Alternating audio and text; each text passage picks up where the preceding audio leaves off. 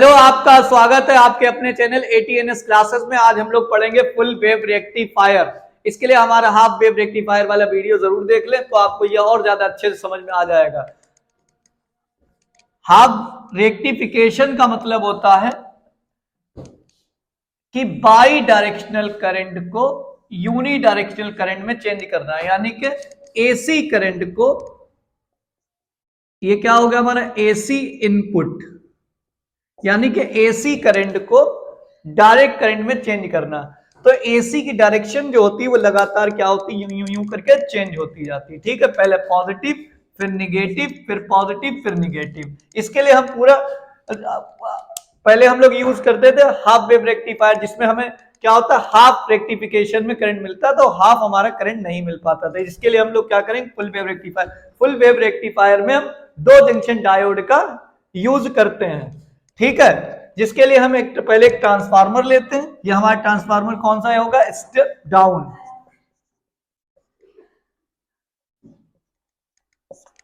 Transformer, इसमें एक अलग टाइप के ट्रांसफार्मर का यूज करते हैं, जिसको हम क्या बोलते हैं, सेंट्रल टैप ट्रांसफार्मर। ठीक है, तो ये हाई वोल्टेज, ये हमारा क्या होगा इधर, लो वोल्टेज। इसमें हमने क्या करा, एक कनेक्ट कर दिया जंक्शन डायोड। तो ये, और इसके साथ हमने क्या करा, ये प्राइमरी क्वाइल हो गई, और ये हमारी हो गई सेकेंडरी क्वाइल। सेकेंडरी क्वाइल का ये टर्मिनल S1 नाम दे दिया इसको, और इस टर्मिनल को नाम दे दिया हमने S2, और S1 के साथ कनेक्ट करा हमने PN जंक्शन डायोड, और इसके साथ दूसरा हमने कनेक्ट किया PN जंक्शन डायोड। इसका नाम हमने D1 रख दिया, और इसका नाम हमने D2 रख दिया। ठीक है, और इससे एक लोड रेजिस्टेंस लगाते हुए, ये यहां पर लोड रेजिस्टेंस लगा दिया, और इससे ये हमारा इधर मिलेगा आउटपुट वोल्टेज। आउटपुट वोल्टेज, और ये सेंट्रल टैप T हो गया, ये सेंट्रल में होता है। ठीक है, अब हम क्या करेंगे, जब हम यहां पर ये पॉजिटिव निगेटिव, फिर पॉजिटिव, फिर निगेटिव, फिर पॉजिटिव, फिर निगेटिव, ये हमारा आउटपुट वोल्टेज का ग्राफ ले लिया। आउटपुट वोल्टेज, आउटपुट वोल्टेज का। ठीक है, अब हम क्या करेंगे, आउटपुट वोल्टेज का ग्राफ ले लिया। ठीक है, तो हम ये इसमें देखेंगे पॉजिटिव या निगेटिव। तो हमने ये वाला S1 हमारा किसमें है, ये पॉजिटिव है। S1 हमने क्या लिया, पॉजिटिव, और S2 क्या ले लिया हमने, निगेटिव।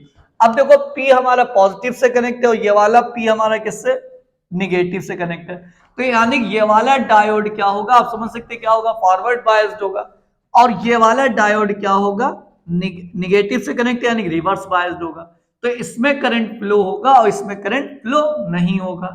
और इस करंट की डायरेक्शन हमेशा किससे होती, P से N की तरफ होती। तो डायरेक्शन, ये करंट की डायरेक्शन हमारी ये रहेगी, और ये लोड रेजिस्टेंस से पास कराते हुए ऐसे करके घूम के वापस फिर चला जाएगा।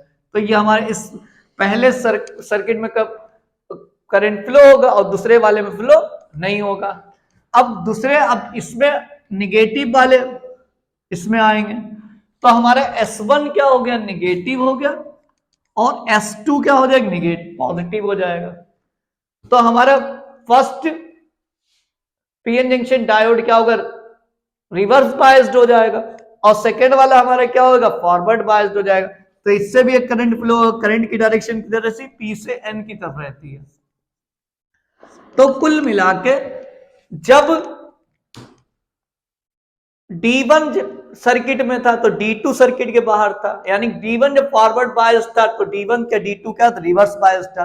और जब D2 रिवर्स बायस है तो D1 क्या है, फॉरवर्ड बायस्ड होगा। अब हम देखते हैं कि जब पहले में करंट फ्लो हुआ तो जैसे जैसे इधर से वोल्टेज का मैग्नीट्यूड बढ़ेगा, जैसे इधर क्या हो, करंट का मैग्नीट्यूड बढ़ेगा, और करंट I इंटू आर क्या होता है, I, और ये लोड रेजिस्टेंस RL ऐड है, तो I इंटू RL इक्वल क्या हो गया कि V। तो आउटपुट वोल्टेज का ग्राफ हमें ये मिल गया जाके, ठीक है। अब हम देखते हैं कि फर्स्ट सर्किट में और सेकेंड सर्किट में दोनों में करंट की डायरेक्शन क्या है, लोड रेजिस्टेंस से पास हो रही है। डायरेक्शन कैसी, लोड रेजिस्टेंस में दोनों की सेम है, तो इसलिए इसका ग्राफ क्या मिलेगा, ये मिलेगा। अब ये फिर से फर्स्ट हाफ साइकिल में ये और सेकेंड हाफ साइकिल में ये, तो कुल मिला के इस तरीके से क्या होता है, दोनों हाफ साइकिल में क्या होता है, करंट क्या होता है, सेम पॉजिटिव डायरेक्शन में फ्लो होता है, ठीक है।